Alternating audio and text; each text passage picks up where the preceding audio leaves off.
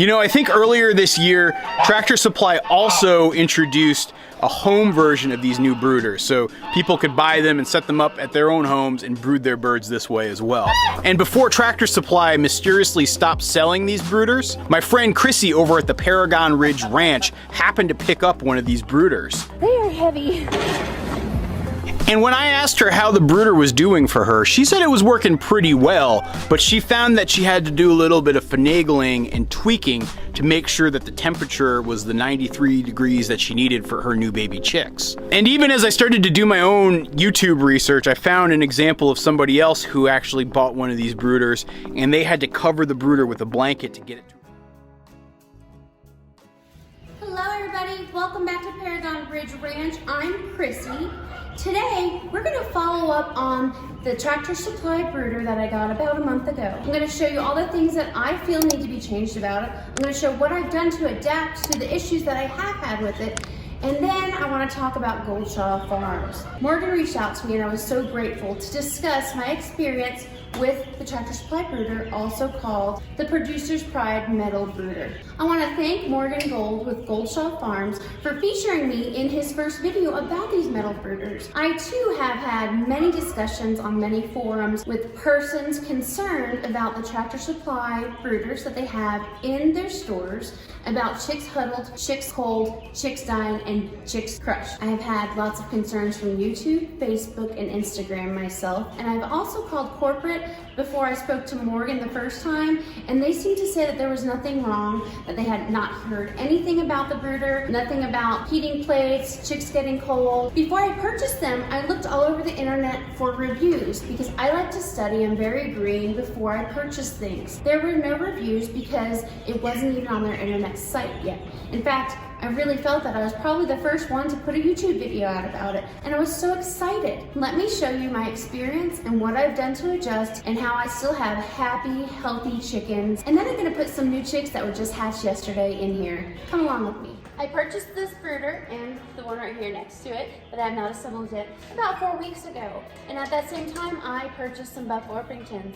They did phenomenal in this metal brooder. They were perfectly fine. It was easy to access the water and the feed. The cleanup is amazing. If you've already experienced or seen them, they have this rubber mesh on top of some cross members that are metal cage.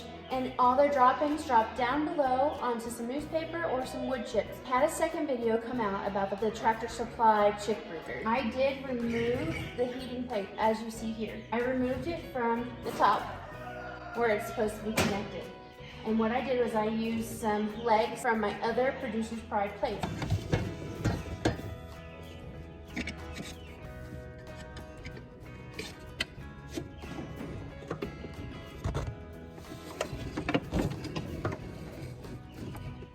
They came out with these about 3 or 4 years ago, and I have been using them ever since. I love these brooder plates. You can use it as a brooder, or you can use it as a heater to keep your coop warm or your brooder warm at night. With the Buff Orpingtons, I put the brooder on the ground, I put it at the lowest level, and as they grew, I put it up. When they got so big that they couldn't fit underneath it anymore, I took it and I stood it up long ways, just like that. So then they could be on one side of it, tame their heat, but they could also get around to their water and into their feed. This worked perfect also. Now the Producer's Pride heating plate also comes with stands that help you to stand it upright. You would place this in here and it would stand upright. This brooder is not tall enough to use the upright stand, so I do just have it leaning up against this bracket right here.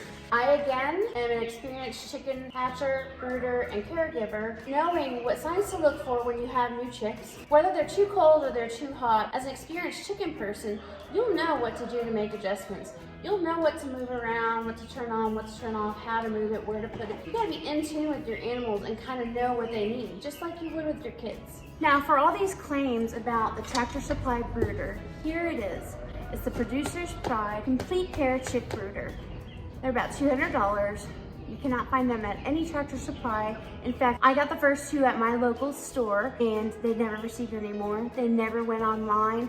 Some people said they did see them online and they were instantly taken off. With all the controversy and all the issues that Tractor Supply is having with their brooders, I think that they just went ahead and they stopped it for now. The brooders at Tractor Supply, they're not the smaller square, they're a lot larger square to hold more chicks. They're still using just that same exact heating plate. It is not enough for all those chicks. I know it, you know it. My friend Martin Gold over at Goldshaw Farms, he's been doing some investigating, he's been doing lots of discussions. He's even spoke to Tractor Supply Company about the issue at hand that so many chicks have been dying because they're not being taken care of well by the employees at Tractor Supply. Let me show you this.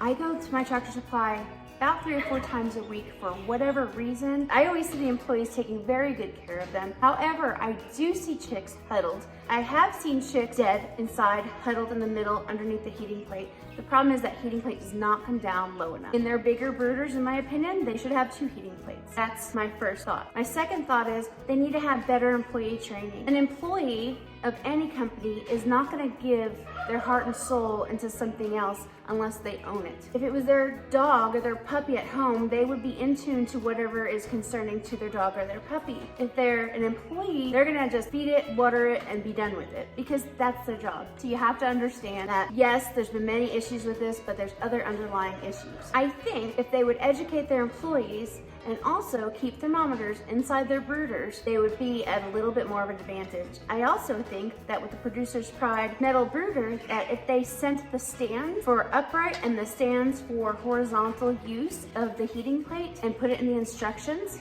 to use that for the first few weeks of brooding chicks, I think that would be helpful as well. During the whole time that I've used this chick brooder, I have had to cover it with a blanket. The reason is these ventilation holes let too much air out. If they had some kind of sash on the inside that you could close and open, that would be another great tip for them to make a change to this brooder. In the meantime, knowing the needs of my animals, I put a big fluffy blanket over it and I cover it. Another thing that I think needs to be changed is the adjuster. It needs to come lower. They need to allow this heating plate to lower to 3, 4, 5, and 6 inches. Right now, when it's in here, at its lowest is only 6.5 inches. That is way too high for a 1-day-old chick. On the other side of that, you need to be able to remove this. It also needs to go up higher because when my chicks were fully feathered at 4 weeks, they were so tall that they were banging their head on where this heating plate is supposed to be. So as you see, for demonstration purposes, I removed the blanket, and as you can see, it has been about 15 minutes. And without, it's only 77 degrees right underneath this heating plate. So without the blanket, all of these vent holes are releasing way too much of the warm air.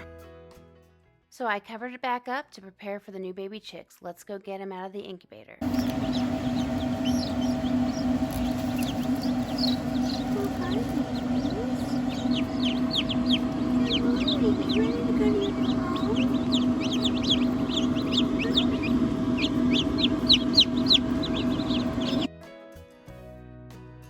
We have them all gathered up. There is 25 chicks that have hatched so far. Let's bring them to their new home.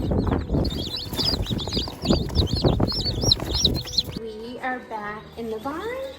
All of our cute little baby chicks, and now we're gonna get them into their new brooder and show them where the water is. It's already up to 90 degrees just from going into the house for 5 minutes. So the blanket definitely does help tremendously by covering the ventilation holes.